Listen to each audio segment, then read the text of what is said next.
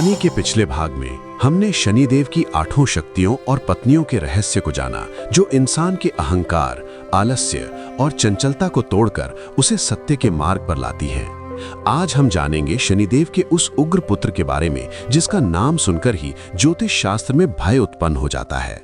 नमस्कार दोस्तों, एक बार फिर आपका स्वागत है पौराणिक पुराण में। नवग्रहों और वैदिक ज्योतिष में शनिदेव के सबसे ज्येष्ठ और उग्र पुत्र का नाम गुलिक है। दक्षिण भारतीय ग्रंथों में इन्हें मांदी के नाम से भी जाना जाता है।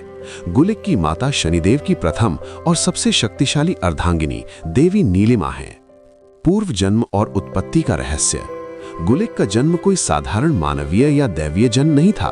पौराणिक और ज्योतिषीय प्रतीकों के अनुसार इसका संबंध समुद्र मंथन से है। मंथन के दौरान जो ब्रह्मांड का सबसे भयंकर हलाहल विष निकला था, जिसे महादेव ने अपने कंठ में धारण किया था, उसी विष की एक अत्यंत सूक्ष्म और प्रचंड ऊर्जा बूंद धरती पर गिर गई थी। उस विष रूपी ऊर्जा ने अनुभव किया कि उसका उद्देश्य केवल अंधाधुंध विनाश करना नहीं, बल्कि पापी आत्माओं का कठोर शुद्धिकरण होना चाहिए। उस चेतनामय विष ऊर्जा ने एक तपस्वी का सूक्ष्म रूप धारण कर भगवान शिव और कर्म फलदाता शनिदेव की घोर तपस्या की।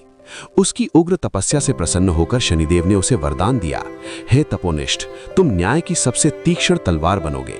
तुम्हारा जन्म उन पापियों को दंड देने के लिए होगा जिनके पाप इतने गहरे हैं कि उनकी कोई क्षमा नहीं है।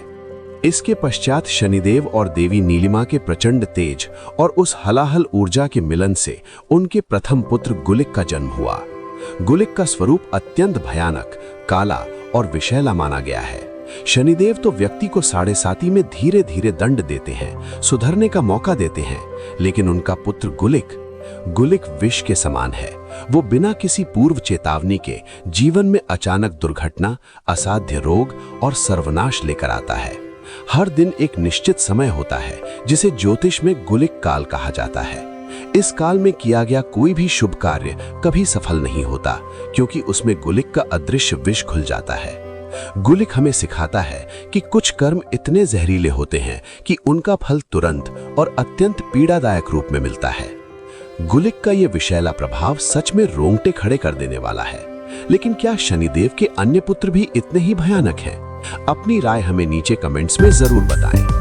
अगर आपको ये कहानी पसंद आ रही है तो वीडियो को लाइक करें, अपने दोस्तों के साथ शेयर करें और पौराणिक पुराण चैनल को सब्सक्राइब करना ना भूलें।